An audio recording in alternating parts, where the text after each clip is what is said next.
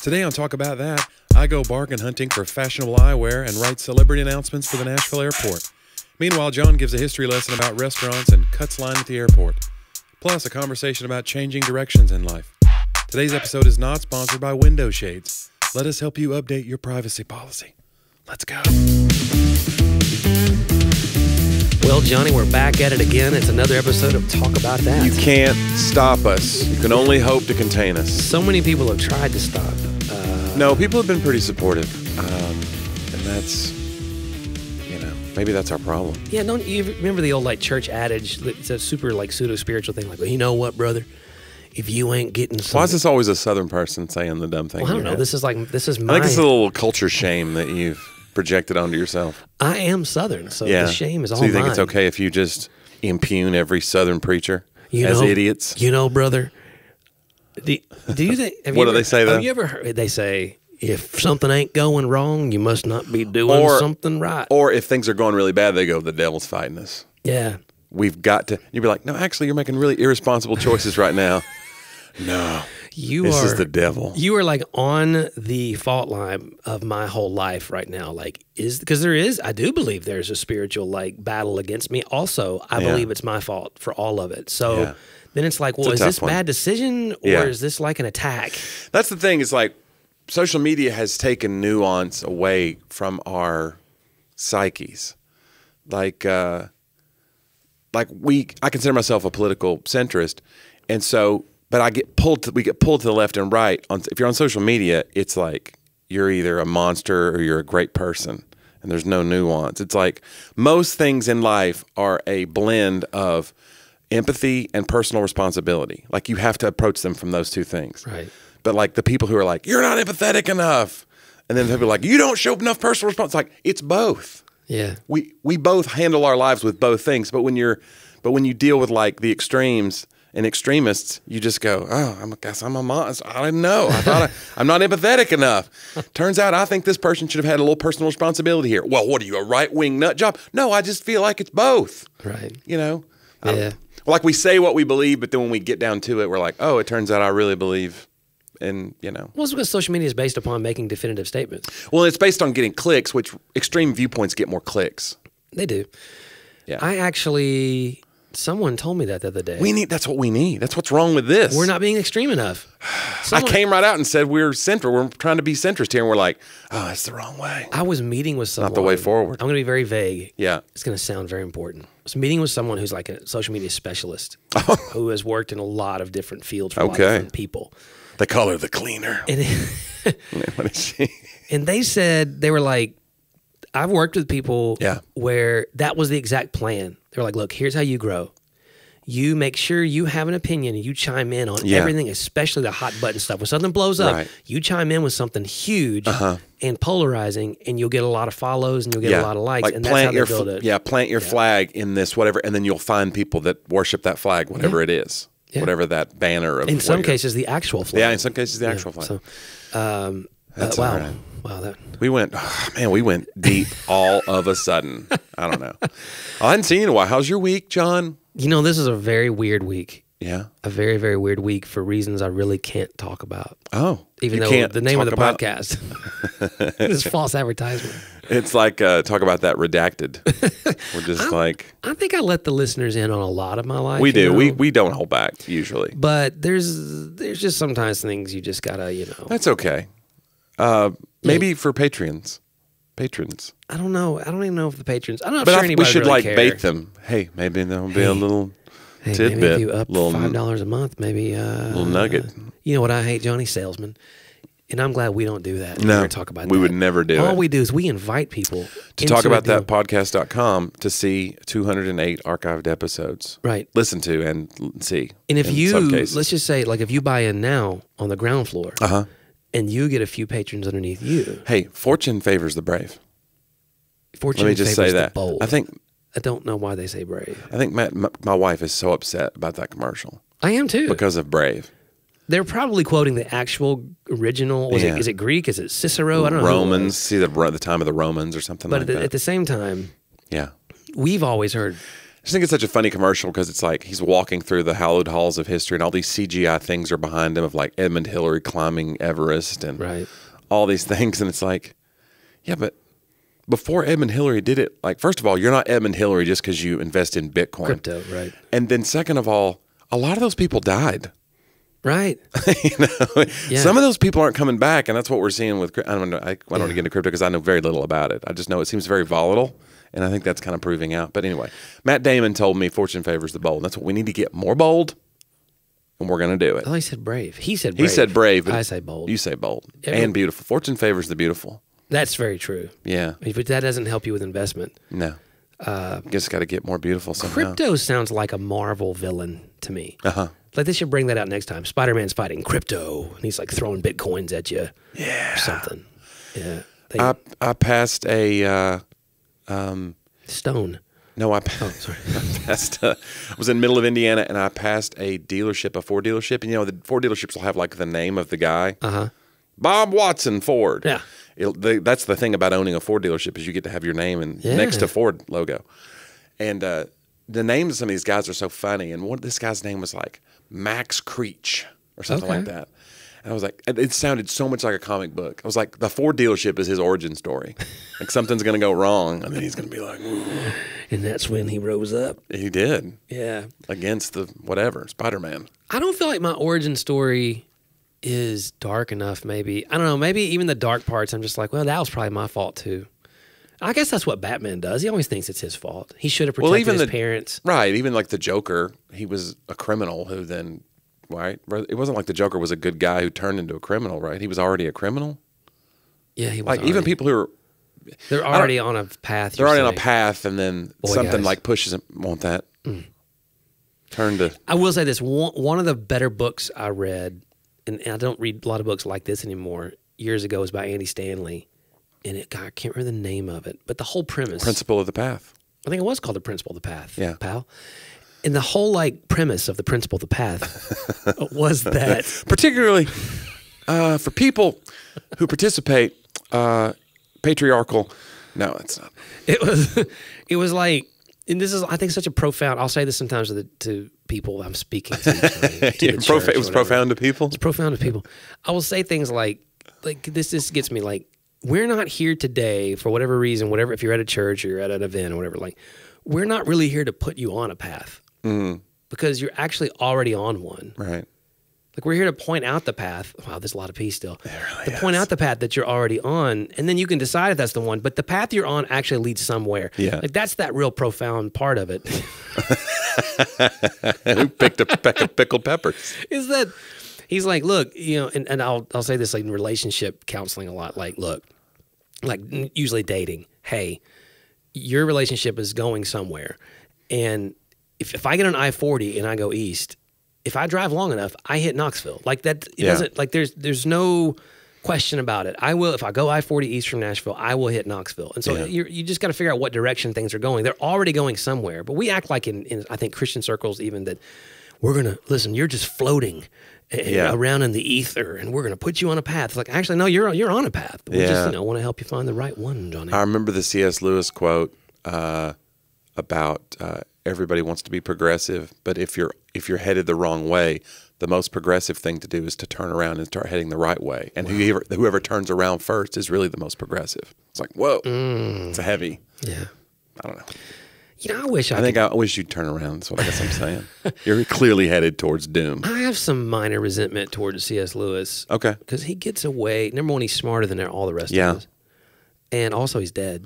Right. So he can't say anything. But we can parse his words. That thing, like, we don't have any sympathy for dead people anymore. Now we'll be like, you hear that he punched a goat one time or whatever. And so now it's like C.S. Lewis can't be right on theology because he wants. And the goat came at him, if we're honest. Be honest. Usually the move to do is to kick one. It's bold. Yeah. But fortune favors the bold. You get right down there on your knees and you punch that goat. He's not coming back. I'll say that. He might have come back. I don't know if you know about goats and their they have a hard head. Yeah. Like punching a goat. Well, I didn't say where. He punched him in the side. Oh. You go, it's like isn't there a thing in a liver punch that you do in UFC where it like causes like enzymes to like flood the person's system and they go limp and they just fall out? That's the most horrific thing I've ever heard before. Yeah, there's a place to punch somebody in a UFC fight where it just causes them to just go, bleh. It just makes them turn to goo. Wow. And I think it's liver. I wish I knew more about fighting. Yeah. I really have talked my way out of a lot of fights. Yeah. No, I know. I've been there. Being funny is just has helped me a great deal. Oh, yeah. I almost was in a fight that time with you where the guy was drunk and he was chasing his girlfriend on the interstate or whatever. I was going to be in the fight, too. It wasn't just going to be you. Yeah. But you were just up front. You would have been like the Robin to my Batman. Wow.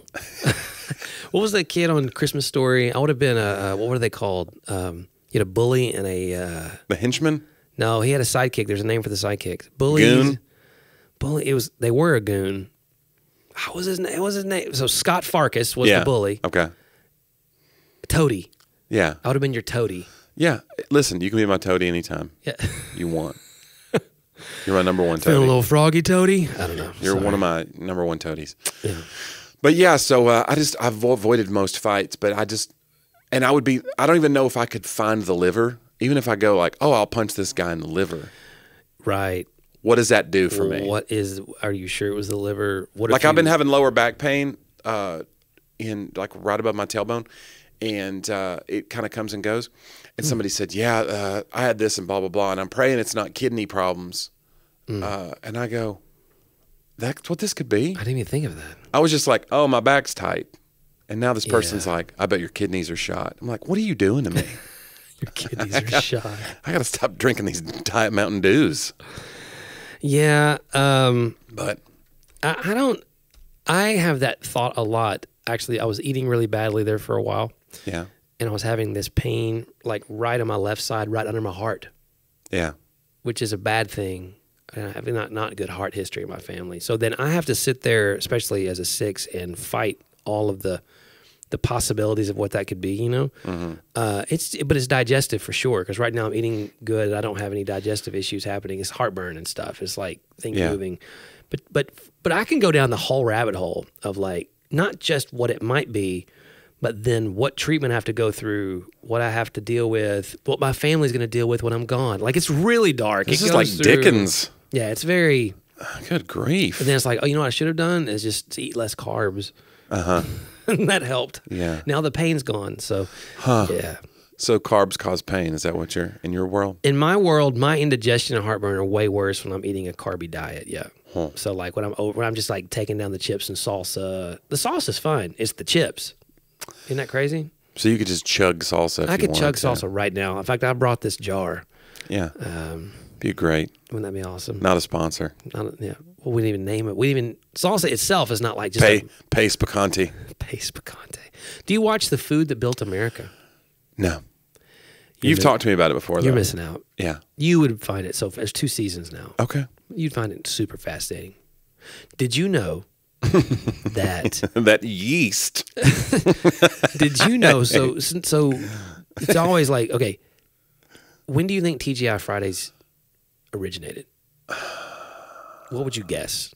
I don't know. I'd guess 80s probably. Yeah, 80s and 90s. That's when it became. Yeah. Like another like O'Charlie's or another, whatever. So TGI Fridays was the original like bar and grill restaurant. Huh.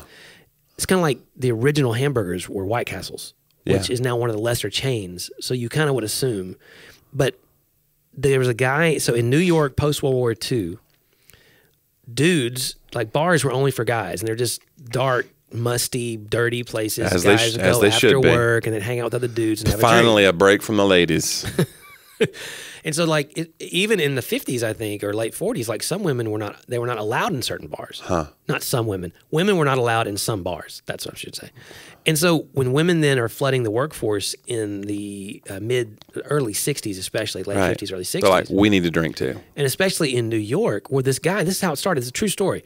This guy goes into this bar, and he's just hanging out with a bunch of old dudes, a bunch of old, ugly dudes in an old, ugly place. He, like, turns to the bartender, and he's like, can we not get some ladies in here? Like he wants to meet women. Yeah. And the guy's like, women? We don't let women. So the guy went and started. What do we need women for? So he bought a bar. Yeah. and he fixed it up. You know, that he put the white and black or white and red striped, you know, sort of awning, put some sort of decor. Because women love that. Gosh, they love it. And so like a moth to a flame. And he basically created a place where single women could come after work to meet single men. Interesting. And it worked. Like immediately, it's like it is the first place now what people think of as bars, which is a place where you go to meet people. That didn't happen until like the mid-'60s in New York City with TGI Fridays, Jonnie. That is fascinating. And then it began expanding, and now everyone used that model. And then, of course, eventually those kind of restaurants became more like family restaurants. Yeah. So there's the other part of the history as you go through it. But, dude, it's fascinating to me because I think of something like that and I just dismiss it as just another one of the chains. It's the one that started it. Huh. Isn't that crazy? What do you know about Applebee's? They didn't mention Applebee's. I think it might have just been another... What, do you know something? No. Okay. Well, the juxtaposed part, there's always two things they follow in the episode. The other one was Benihana's. And that guy's story, which was crazy. The guy basically flew too close to the sun. He was like this Japanese immigrant son who started this, what we call hibachi. And Laura, I'm sorry, honey, you're listening. You know the real name. It's not actually hibachi. That hibachi is something different, but it came to be known that in American culture. And so they didn't serve sushi because Americans wouldn't eat sushi. And he began this hibachi for the first time, and nobody was coming. And then he figured out one day watching one of the chefs do some of the knife tricks. Did you say chefs? Chefs. Have you pluralized chefs into chefs? It's like knives. Sorry. What do you say? Do you say roofs or roofs? That's always a big one for me. I didn't mean to say chefs. It's a good thing I don't speak it right for a living. Oh, my gosh. At any rate, I'm not making much of a living. Multiple chefs were just running in and out of that kitchen. Listen, there's too many chefs in this kitchen. So, anywho. Okay. He figures out these guys are in this cool. And so he starts making the chefs learn all these tricks. Yeah. So that becomes like this spectacle. And that's the whole modern hibachi world where they're making the little onion volcano and they're throwing shrimp into your mouth. The table is right there. Yeah. And so it became like so funny because like I always think about that because if you go to a restaurant, a nice restaurant, and they seat you near the kitchen, it's a huge insult.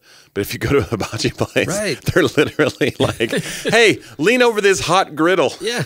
Oh my gosh. It's like this is fancy. Yeah, but I didn't know Benihana was such a huge like it took off everywhere. The only one I know of is in Dallas when we go there sometimes, but I'm not around. Yeah, I think it used to be a bigger chain. It was in every major city. There was one of those. Yeah. But they faded in recent years. And then last night was on Little Debbie and really what's the other one with the little chocolate donuts? Honey, I'm Hostess? So sorry. No, Hostess is not. The two major ones was Indenton or something. Hold on. Intimans? Intimans, thank you. I don't remember. I'm sorry. Indentinmans? Indentinman chefs. Yeah. So you had Hostess, you got Dolly Madison. So the one started in Chattanooga with oatmeal cream pies. Right. Okay. And a classic. And that's when then Intimans, yeah.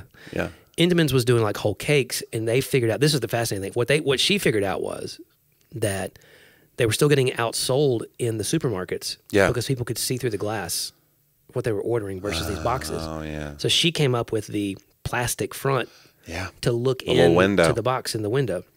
Now, they made their own, isn't that fascinating? Yeah. They made their own bakery case in a box. That's literally why she did it. Huh. So she could compete. And then when she started making those things, then they all started competing against each other, and they expanded oatmeal cream pies. And this dude like figured it out. Yeah. He came up with oatmeal cream pies to start. John, that's a pretty big deal. Listen, that's pioneer. And then he came up with Swiss cake rolls. Yeah, that's a favorite. Honey buns. I like a Swiss cake roll from the fridge. Really? Yeah, because the chocolate doesn't get off on your hands. It doesn't melt off onto the little flaky chocolate coating. Zebra cakes. He did those. Yeah. And then there was one more. Zebra cakes have a surprising amount of calories. Like, have you ever eaten a zebra cake? And then you looked at zebra. Have you ever looked at the? Oh yeah, that's different. That's those are very lean. Those are on keto. If you a zebra cake, like I got one of those ones at the gas station one time, and I was like, oh, a zebra cake, I'll have this, and I just inhaled it, and I looked at the wrapper, and it was like 600 calories. I was like, what is in it? It's just pure lard. It fit in the palm of my hand. How's that possible? I always find that funny when I've eaten. I gain more weight than the weight of the food I've eaten. Yeah. That seems impossible to me, like physically. How does that? Like, well, I ate a honey bun and gained 3 pounds. How is that possible? How does your body know? It's like a sham wow in there. The fat just it's soaking in and then expanding. It is like there's a sham wow inside of me. Yeah. Wow, isn't there a sham wow inside of all of us though? There's got to be. I mean, it's which sham wow do you feed? That's what you want. Wow. There's 2 sham wows in each of us. I think I heard Joel Osteen say that. Which he was like. So we went to St. Augustine, and there was a restaurant called Osteens, and it was a seafood restaurant called Osteens, but it had like a O apostrophe, an apostrophe. It's like an Irish place, I guess. All the chefs or an Irish owner. All the chefs came running out. Oh, how are you? Oh, top of the morning to you. I don't understand why. Yeah, it's an interesting like dichotomy of like an Irish person being like, make sure you get the apostrophe right because I want them to know this is a great seafood place. It's Irish seafood. Anyway, so maybe Irish seafood's really good. I'm being really culturally ignorant, but I just don't think of it as a place for great seafood. I think of it's like when you think of Irish restaurants, you think of like, you know what I'm saying? You think of like whatever. It's more about the pint. I wonder if we have Irish listeners. I just mailed a free book to one of our listeners in Australia. Okay. But Which is not Ireland. It's not, but it's another English-speaking place. So I wonder if we have Irish and Scottish. Somebody can come correct us on our cultural. Yeah, reach out, guys. Please be super indignant if you could. Oh, that'll really help. You'd be like, my dad owns an Irish seafood joint. You've never had Irish shrimp. It's the best. Right. Anyway, so we're there, and I was immediately like, let's take a picture of this sign. I told Kurt, we literally turned around. Sometimes I'll be driving past something, and I'll go, turn around. We got to get a picture of this. And I don't have the jokes yet, but I'm just like, this will be jokes. Yeah. I'll just take a picture of Osteen's restaurant, and it's like it's got a big like crawfish on the front, like with a top hat or something. I can't remember.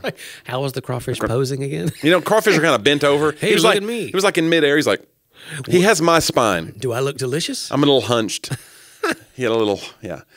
But anyway, I thought, okay. And then the joke I came up with was holding the entree above your head and saying, this is my lobster, But then other people were, they put jokes in the comments, which is always fun with something like that. Yeah. But yeah, Osteen's. I don't know. Where there's...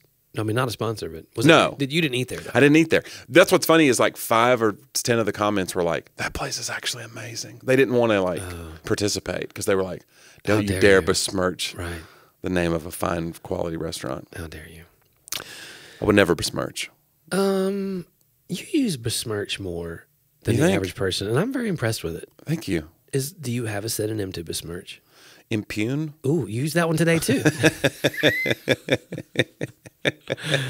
It's listen, I'm a dumb smart guy.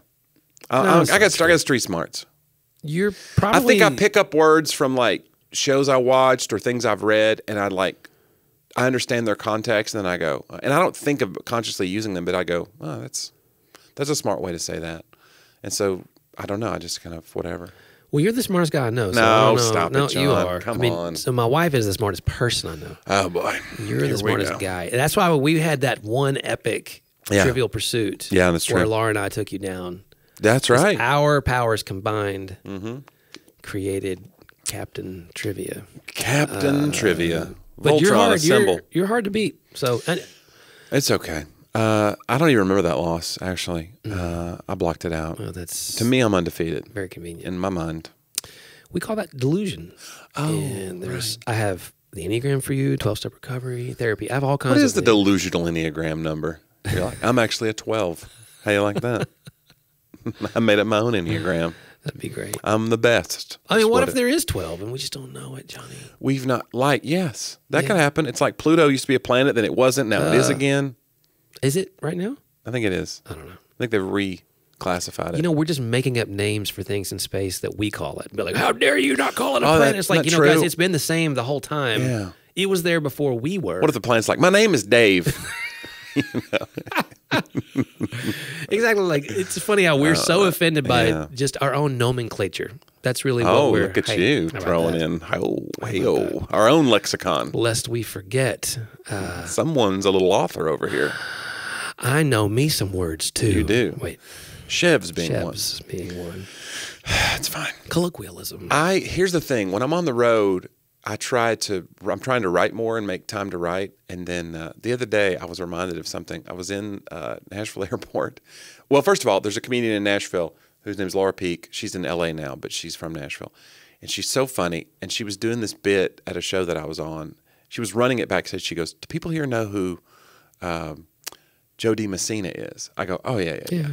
And she goes, I got this bit I'm doing about Nashville Airport and how the country artists make announcements. Oh, yeah, it's crazy. And so she goes, it's kind of like funny, but then it's also unsettling. Yeah. And so her example's like, hi, I'm Reba McEntire, and we're at a threat level yellow. Everybody take cover. And it made me laugh so hard. But then she said, hi, this is Joe D. Messina, reminding you, if you must see something, you must say something.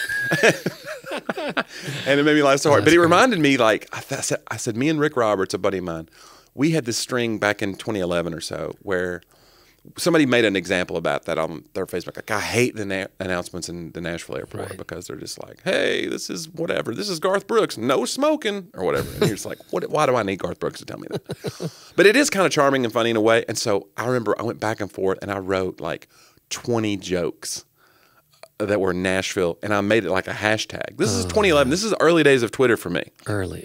And I found them. So I wanted to run them for you. This is 11 years ago. Yeah, I'm ready. This is the early days of me even doing comedy. Let's see. Here's one. Attention, passengers on Spirit Airlines. This is Tim McGraw to remind you to live like you were dying. Okay. Let's see. This is Lady Antebellum. The correct time is 1:15. So that's one. Hey, Nashville Airport, this is Waylon Jennings. If you hear a voiceover from me during a flight, something bad is about to happen. That's kind of a Duke Boys reference. Hey, Nashville Airport, this is Brad Paisley asking for your patience as the TSA agents check you for ticks. These are older song references. These are older song references because it's 2011. Hey, this is Taylor Swift reminding you that air travel is a great option while you're having your auto tuned. Jonnie. Swifties are going to come after us for that one. This is Keith Whitley. By the way, I think Taylor Swift's I think she has a great voice. I think she's come a long way. I think she's had some. You're still being judgy. She's had some pitchy moments. I think maybe she was great the whole time. This is Keith Whitley. Our flight crew would like to remind you that you say it best when you say nothing at all. That one's pretty apt right now. To those of you affected by the delay, this is Richie from Lone Star. We took a cab and I'm already there. I don't even remember writing these. Hey, this is Marty Stewart reminding you that your mullet now counts as a carry-on item. This is John Fogerty asking you to fly business class. Put me in coach. That's kind of a stretch because he's not really a country artist. Okay. He's more of Americana.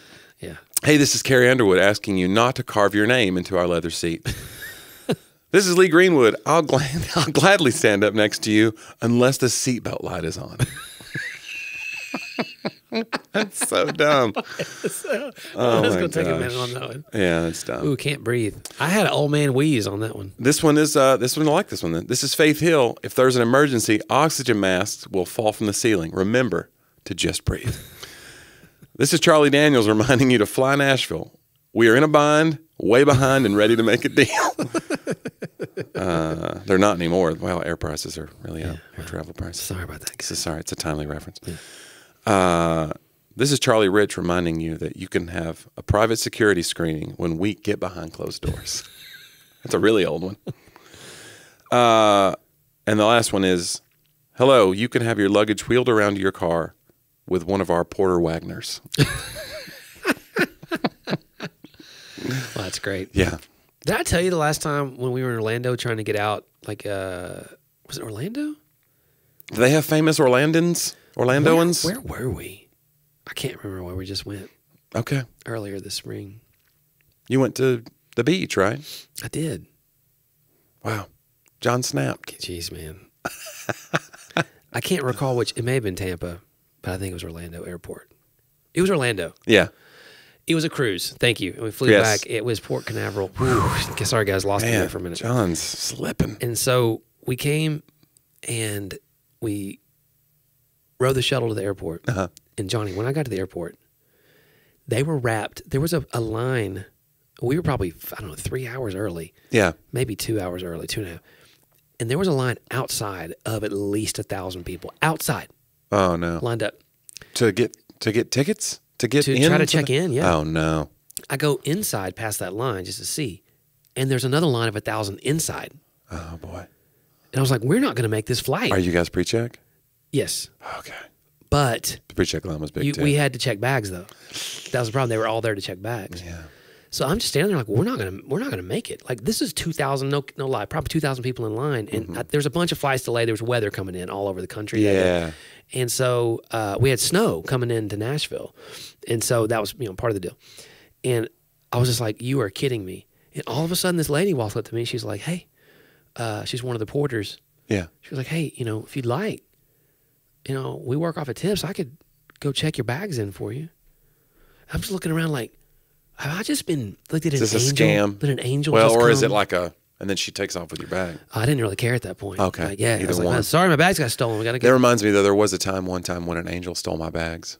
Wow. So it can happen. It can. You've got to be careful out there. You never know. Hey. I was like, why is this 7-foot tall guy saying, Jesus, fear not, and then fear taking not. my bags? You will not get your bag back.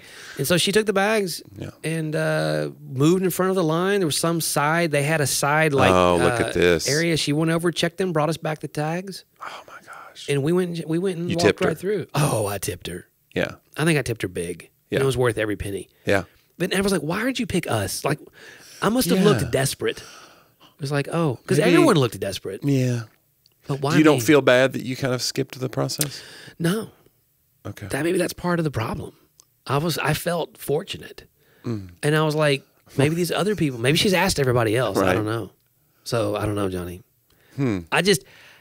I needed my expectations to be met. That's a big thing. And you looked up to thank her, and she was gone. She was gone. There never was a porter. But she, she died here 40 years ago on this very night. Wouldn't that have been crazy? Yeah. I was like, well, how did she take my money? Yeah. That's the question. Okay. Because if that would have been the case, right, she would have needed the money probably. No. Johnny, where she was going, they don't need money. No. Or roads. I almost quoted either one. Back to the Future there. That's fine. It was very interesting. So, hey, when in doubt, guys, if you see a big line, look for the porter. Look for the porter with a Wagner. With a Wagner. Porter. And say, I will always Those are good, man. Can you recycle them somehow? Maybe. I'll figure it out. We'll figure it out. Because, now you've now recorded 2 dry bar specials. Uh-huh. And your special that went on Amazon. So, yeah. Now, you need all the jokes you can get as you write. Like, can you go back and recycle old things? I need somebody to send me jokes.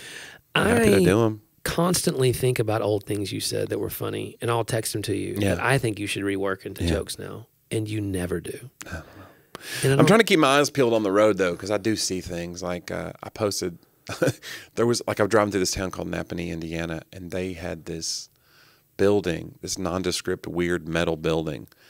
And the sign, big sign with like a stone. It almost looked like the front of a subdivision, like with stone columns and then like the wood between. Yeah. And on it said, lamination plant 59. And I was like, so I turned around and took a picture of it and said, this is my favorite obscure Bible verse.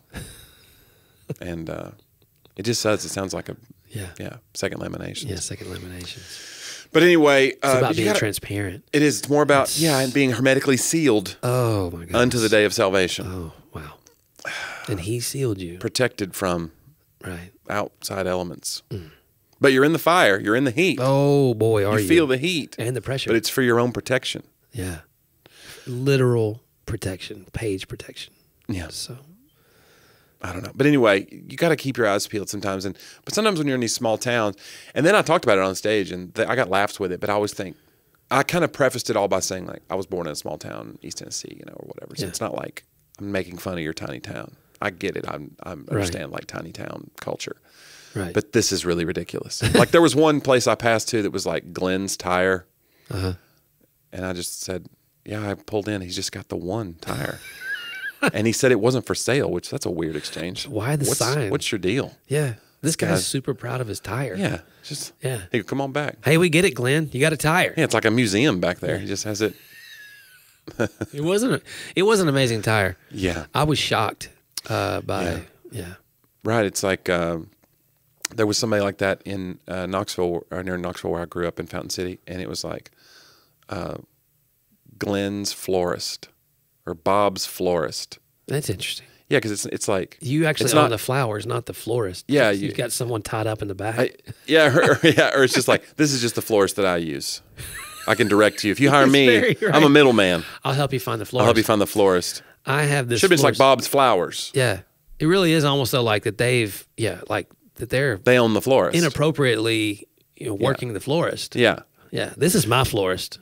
And they hold it above their head. This is my florist. I can have what it says I can have. I wonder if our listeners get that reference. I think so. Osteen, come on. Yeah. He's on TV. It wasn't just Osteen. How I said in 1,000 services for someone did that. This is my Bible. I believe everything. Yeah, but it came from Osteen, right? I don't know.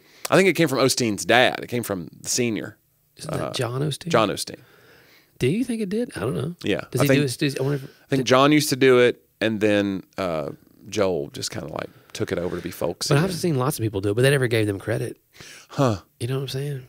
What a bunch of hacks out here. I don't think that often preachers understand. Have you ever borrowed a sermon point? Borrowed? Given credit? I've borrowed books. You know what I will sometimes say, because I don't want to get them. I think a wise theologian once said, and then you just kind of go into it. Well, I'll go, I was reading a book this week and it said, I'll say that. I may not say what it was. Okay. But like I'll like the series we're in now called The Lies Who Believe. And I think I told them in the front, and I told them it was, hey, a lot of this content or this idea, because I've taken it different places, is based upon Live No Lies, John Mark Comer's book. Yeah. But then we kind of adapted for the things because we have very specific things. Basically, I made it better, I think is what I'm saying, Johnny. Yeah, what I did if was he would have used me as a collaborator, this would have been. I took his brittle, broken pieces of an idea, and I made it into a mosaic of grace and truth. Right. Well, I mean, he's a best-selling author, but yeah, it could have, imagine how, it could have been a multi-bestseller. What if he had you along for the ride? Actually, what I believe is if he'd have had me along for the ride, it would have tanked the project. I kind of have that central belief. Like, sorry, authors, if you're listening, you're thinking about hiring me, but I do live with that, like, oh, I'm the element that's going to make this not be a bestseller. I think that's a lie, and you need to lay off my buddy John. Well, I'm trying. I'm pretty fond of him. If only there was a sermon series. Why don't you take it easy on my pal John? Yeah, I kind of like him. Why don't you live less lies? I'm trying to live them. But do you know how that would be disproven? What? One of those books be a bestseller. That would be... Actually, I had a CBA bestseller as a collaborator. A CBA? Christian Bookseller Association. So they sold quite... Vertical. You're assuming that everybody's going to know what the CBA is. Vertical when I hear marriage. CBA, I think a collective bargaining agreement with... I had one of those too. It didn't work out in your favor. They were on the Today Show like multiple times. Okay. Yeah, so on David and Wilson. Yes. Yeah, Vertical Marriage. That's right. And then you did Diagonal Marriage. Right. Then like how to be the bishop in your home. That's good, Johnny. Because you can move diagonally. You can, yeah. You think they got that? Oh, you think horizontal marriage? It's like a risque follow up. Hey, whoa, hey, look out! Yeah, it's yeah. We were worried because there's another book called Vertical Church. Oh, okay. Out, but we kept the name anyway, and it worked out. Yeah, that you didn't get like a cease and desist. No, that was James McDonald's book. Who had the big? If you've listened to the Rise and Fall of Mars. Oh, right, he was involved in that. Yeah. Not well. He had his own thing. Yeah, his own deal. He was connected to Driscoll. Yeah, they were friends and everything. But then he had his own thing at his church, which was up north. Yeah, somewhere, Ohio, maybe. Indiana. Sure. Wait, nobody's fact checking this. I'm sure people have already turned it off. They're like, we don't care. So I need to give you a little bit of credit because I got on my trip. We left St. Augustine and literally had to get on a 6 a.m. flight from St. Augustine, come back home. So we had to get up at like 3 in the morning to drive from St. Augustine to Jacksonville Airport. So Curry goes, hey, we're going to go. And my agent let us use his condo. And I was like, yeah, we got this condo, but 3 nights, blah, blah, blah. But on the third night, we're like having to like figure out, okay, do we go to sleep? Do we stay up because we have to get up so early? All that said, it's chaos because she's going back home after we get to Nashville Airport, and I'm getting on another flight to go to Pittsburgh. And that's the reason we got up so early and came home early, is because I have a show on Wednesday night.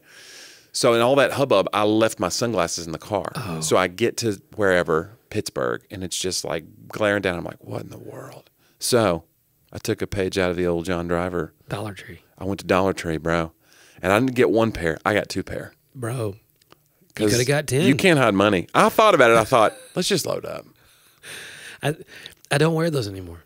I know you don't. You're big time. I had 2 people buy me gifts. I know. We've talked about this on the podcast. It's fine, John. You're bougie. But I still own those. Like if something goes wrong, I have them. They're not bad. Well, did you get the aviators? No. Well, that's what I get. I got like the ones that almost look like they got the little piece of metal right here, the little dink, the little diamond shaped dink, you know, the little plastic, like the Ray-Ban kind of knockoffs. Hold on, I got it. You got like the I don't know what the style George is. McFly glasses. Yeah. Yeah. They're a little like that. So I get them, and not only does it not say UV protection, it says extra UV. So it's letting it all. Right, it's letting it all right. That's good. Which I thought that's interesting. It helps your eyeballs to tan. You got to get that base tan on them. Yeah, but I had to get them because I just didn't want to be like Squinty McGillicuddy driving down the Big Pupils LaRue or whatever, whatever nickname people would give me for. I can't take a picture if the sun's shining. Like it. Yeah. You have blue eyes, right? Mm-hmm. So I'm looking. You're looking right at me. Well, I'm trying to think. Would you You're so attentive. Would you call them blue? They change a little bit in the winter, I've noticed. They get a little more silver. Wow. I'm like part Timberwolf, I think. Maybe you're like Crypto. You're the villain. My eyes are very volatile. They turn silver. Yeah. Don't. Shocker. Anyway, so I get the glasses, and I'm like, listen, I got 2 pair of sunglasses, a gigantic can of Diet Coke, and a candy bar. Did you get a steak out of the freezer? And it was under $5. Oh, yeah. I was like, they gave me change back. I'm like, this feels wrong. So I get in the car, and then the label, like the sticker is not coming off the sunglasses. They don't come off. And so you have to just like scrape the glue. It's like, what is wrong with, just put a good sticker on the sticker's wrapped around the metal. It's so bad. It's very bad. So I'm like, all right. So I take a key, and I'm trying to scrape it. And I'm like, this is, okay, it's still worth it. I didn't pay $20 for sunglasses that I'm going to lose. So I'm on that trip. I was gone 3 days. When I get back, so I got one pair that I've not opened yet, and they're in the rental car seat. And I got a bunch of junk and fast food wrappers, as is my custom. And I'm going, and then I go to return the rental car. And at that point, I had left a pair of sunglasses in the hotel room in Napanee, Indiana. But I was like, I got these. I got the second pair. But it was cloudy out, so I didn't need them that day. I returned the rental car. I'm loading up my stuff, and I'm getting ready to get on my plane to come home. And I left the other pair. 3 pairs of glasses on one trip. Wow. This is why I need to buy 10. See, here's the thing. Since I bought expensive ones, I've not lost them. Either pair. I think that's... And guys, didn't you say you did lose them once? And there's like a warranty. Even if you lose them, they'll give you a new pair. Did I lose it or did it break? Oh, I don't know. I don't know. But I'm saying, like, that's a thing. It's like, now I will say this. I don't lose my phone anymore. But I think that's not about how valuable the phone is. That's because it never leaves my side. We're so addicted to our phones. So it's not because, like, whereas in culture before, like, oh, I got a phone. Where is my phone? Right. Now it's like, I know where my phone is at all times because it's always in my hand. Phone, speak to me. Yeah, exactly. I am here, Dave. Or whatever. Do you have Hey Siri turned on your phone? Where you can just randomly say, Siri. Where you can just ask it things and they'll be like, no, I don't. Yes, John. Apparently. I don't have it turned on. And the reason is you have to say Hey Siri like 20 times so it learns your dialect rhythms. And you don't want it knowing. No, it wouldn't figure me out. It kept going, keep saying Hey Siri. And I was like in a parking lot and I was like, Hey Siri. And it wouldn't finally get, like when you put your fingerprint on and it finally like maybe Siri's gives up. Words of affirmation. It's just like more. Yeah. And you're like, Siri, you need to get control of your own emotional Finally, it was like, why is it always Hey Siri and not How is Siri? What about me? Yeah, no kidding. That's my Siri voice, by the way. Once you That's name a terrible Siri impression. We did make Siri now. I mean, her entire existence revolves around us. There probably are kids named Siri, and it's like, ugh. Or Alexa. Oh. There's probably a lot of Alexas. Yeah. And they've probably taken their middle name now. Whatever that middle name was is very important. What if if you named your kid like Alexa and then you used like an old family name, and now that kid's like Fanny. I can either be Alexa and be teased, or I can be Fanny and be teased. Which one is worse? Yeah. Hey Fanny. Yeah. Hey Alexa. Right. Alexa. Or maybe it's like an honor thing though, because you're like in the culture, like I wish my name was Alexa. People would say it all the time. Everyone knows it. But then if like your friends call out, "Hey Alexa," like all their devices, they alert. Yeah. So you just have to change it, just for convenience. Why didn't they think of that when they picked it? They picked a real person's name. Yeah. They could have. I think they didn't want it to be like, Corbo, because it sounds too robotic. They wanted it to be like a friend. So they chose Corbo. Corbo? Let's do that one. Hey, Corbo. But it's spelled with a Q. It's like a, you know what I'm saying? It's very, I have a friend named Corbin. I could start calling him Corbo. Corbo, yeah. Corbo's your buddy. What is Corbo? Corbo's your buddy. He's Canadian. He probably would be like, what did you just say to me? Yeah. He says, I love it. He says process. Oh, does he? Yeah, does he he says say process. vitamins? I don't know if I've got him to say vitamins yet. Schedule. They got a little English vibe to them sometimes, a little British. Yeah. Canadians have a little British influence. Johnny, in you that. speak English. Oh, right. Barely. I speak Corbo. You speak Corbo. Corbo's, that's good. But I'm saying, like, I think they didn't want it to be, this is your at-home robot, because that scares people. But when you say, oh, it's an Alexa, they go, oh, this seems like a family friend. Yeah. What was the name of the robot in iRobot? I don't know. The movie with Will Smith where they attack him, and I don't remember. Yeah. Maybe it was Corbo. Maybe. That'd be crazy. Maybe. Oh my gosh. Coincidence? If you see Alexa's like little things suddenly have two red eyes, that's the telltale. Like that's the key. Run. Every sci-fi movie, yeah, that's the red eye. Have you ever? We've talked about this like a million episodes ago, because I think it's back when Dane was with us, and we were talking about the creepy stuff in the Denver airport, like all the conspiracies. And there's a statue of a gigantic horse, and what do they call him? It's a big blue statue of a horse, and they call him Demon. I can't remember it, but anyway, he's got red eyes. And the story behind him, and this is a true story, the sculptor who was making that horse, a piece of it broke off and killed him. Wow. And somebody else had to come in and finish the horse. Wow. Yeah. Isn't that crazy? Jeez. It like severed like an artery or something, and he like died later. And so they gave the horse red eyes because of it? No, I think it was art. Maybe the red eyes weren't already a design. I don't know. If you ever fly into Denver though, and you see that, I mean, there's pictures of it that you could pull up, but like it is. You would either, if you were the family, you'd either want them to finish the horse to honor. Yeah. Or like get rid of the horse. I don't ever remember this again, you know. Yeah. But maybe it was like if they had he's up on his like he's in attack mode too. He's up on his haunches. Do horses attack really? Well, he's up there saying like, "Hey, look out, planes." But if he commissioned the sculpture, I guess you need, in order to pay out for the family, you probably need to finish it. Maybe. I don't know.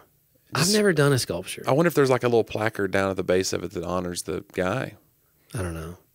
Because it's like near the runway. It's not like it's just like you can go walk up to it, I think. I can remember, by the way, when I was a youth pastor, maybe you were here for this retreat, that one of the things I did at the end was I gave all the kids Play-Doh and told them to sculpt something like creatively out of their vision for the future and all that. But it wasn't great. You know what I'm saying? Like, what do you really make out of Play-Doh? What was I thinking? What are they going to do with that? I was trying to be like super... Were there a lot of snakes? A lot of, we just want to run from the snakes, you know? Yeah. Man. I think I made a crown out of mine, maybe. I'm going to find the name of this because there's like a funny name that they've given it. They giving a funny name to a horse that killed the sculptor? No, but I'm saying it's like, it's maybe it's a horse with no name. Okay, I'm going to show you this picture, and you're going to think it's made up. That's what it looks like. Wow. That's outside. Yeah, it's outside. I thought it was inside. No. So, like, I'm going to show it to the camera. The most demonic. Does it have lights? Beaming. Yeah, lights are in his eyes. What?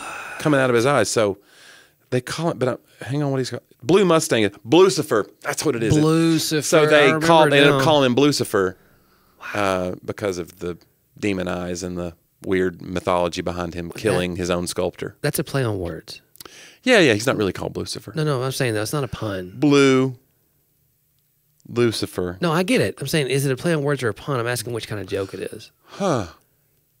Because you're the expert here. I would think that's more wordplay because it doesn't feel like something that your like 7-year-old would have come up with. Because it's not a real To word. me, it's like if it could be on a Laffy Taffy, yeah, then it doesn't qualify. That's a dad joke. We should ask Rick. But Lucifer's like funny. Lucifer makes like, and you drink a little tiny thing of sherry. Yeah. Oh. Yeah. I don't know. Yeah. Anyway, stay away from Denver Airport. There's some creepy things going on there. Moral of the story. Don't connect in Denver. If you get there, look for the porter. Look for the porter. Take you out to Lucifer. Maybe? Yeah. I don't think that's where they... It'd be great if the bags just came out of the horse. Okay, we're just standing waiting. It's just like a conveyor belt just coming right out. Yeah. You know? That'd be weird. So, yeah. You know what's not weird, though, Jonnie? What's that? Our website. We talked about it earlier, but it's talkaboutthatpodcast.com. 208 archived episodes. We think. I'm not real sure. 2010. It's a long week. It's a lot. But the point is, you can binge that while you head with your family to St. Augustine. Yeah. But listen, check the rental car seats for your $1.25. Right. They're out there somewhere. Somebody's out there Maybe just like blocking the sun. Take a pair of glasses, leave a pair of glasses. Like it's one of those things. It's like a change dish. Yeah. And that's good. Because if it's only $1, do you know what happened though? The guy cleaning out the car threw it away. Yeah, probably. And guys, we don't want you to do that with this episode or your chance to leave a review. We want you to search the house like a woman who lost a coin until you find that coin. Yeah. And when you find it, go to our website and leave us a review, preferably a 5-star. I was going to say spend the coin at Patreon. Oh. Yeah. Become a sponsor. We're not taking crypto right now. Oh. But we'll take real money. Not that crypto is not real money. Boy, we're going to have so many crypto bros come after us because we just don't know enough about it. Sorry. That's why we're ignorant. They've made so much money. Your podcasts are probably way more successful than ours. It wouldn't take much. No. So don't be bragging about it. Hey, sorry. Don't pick on our podcast. I'm sorry. I'm very proud of it. Wow, well, obviously you've changed your tone a little bit. Don't get any criticisms today. I'm just being contrarian. He's like, no. When you're positive, I have to go negative. So when you go negative, I'm like, oh, here we go. I got to be positive. The key is I got to stay negative. Yes. Okay. I got done. That's right. I've been fighting my whole life for the right to do that. We need a contrarian politician because everybody's so now. Just mudslinging is all politics. Yeah. We need a guy just to be like so positive that just like a Ted Lasso of politics. That's what's crazy is now. It's like something about that guy. He's always smiling. But contrarianism becoming positivity. What does that say about our society? It's like it's the rebellious thing to have a positive outlook. Wow. Yeah. Guys, and that's why we started this podcast. So you don't have to be a part of the rebellion. That's the new punk rock. No, wait. Being positive. Yeah, be a part of the rebellion. Yeah. The right rebellion. This is like the Star Wars rebellion. You want to be a rebel. Yes. In this particular case. Don't be Darth Vader. Right. The Empire. Not that you could. There's only one Darth Vader, and he's... Well, there's been a lot of action figures. That's true. Like mini Darth Vaders. Lots of kids in their heart wanted to be Darth Vader for some reason. Not like the real Darth Vader. They just wanted to play. They just wanted... So maybe they force choke their parents. It would be cool to pick things up with your mind. Just because I'm lazy. Not even a matter of like using the force to run the vacuum. Wouldn't that be something? Do you know what, Jonnie? And this will blow your mind. You know, if I had the ability to pick something up with my mind, you know what I would pick up the most? What? Myself. You know what I'm saying? Now I don't have to walk anymore. Just float? Just pick myself up and float wherever I want to go. You would be the fattest Jedi in all Surely the galaxy. Surely, if you have that kind of power, you can also just reshape your body. I don't know. I don't think you understand the Force at all.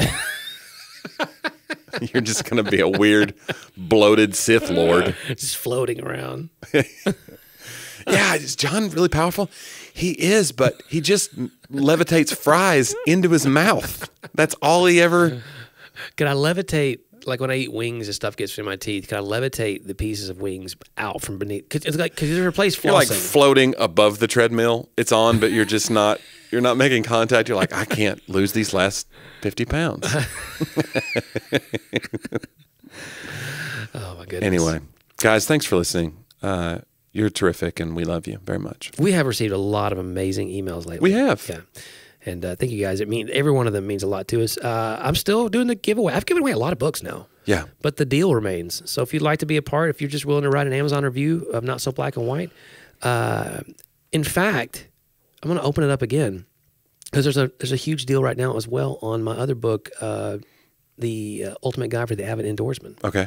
So if you're interested in writing a review of that one, I'm going to open up a temporary giveaway for that one as well. So just email me at john@johndriver.com. But jump on this deal while you can. The ARC door is closing. This will not be available forever, you guys. Yeah, I'll send it to you, no cost. Just write an honest review on Amazon. Where do they? Oh, you have to write on Amazon. Amazon's where where we need you to write. But then they leave their address, and that's how you know to get them.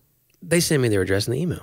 Oh, I see. Then I send them a book, and then they go to Amazon. But did you give your email address out? Yeah, I just did. Oh. John@johndriver.com. You weren't listening, apparently. I'm sorry. I just hope they are. That's the key here.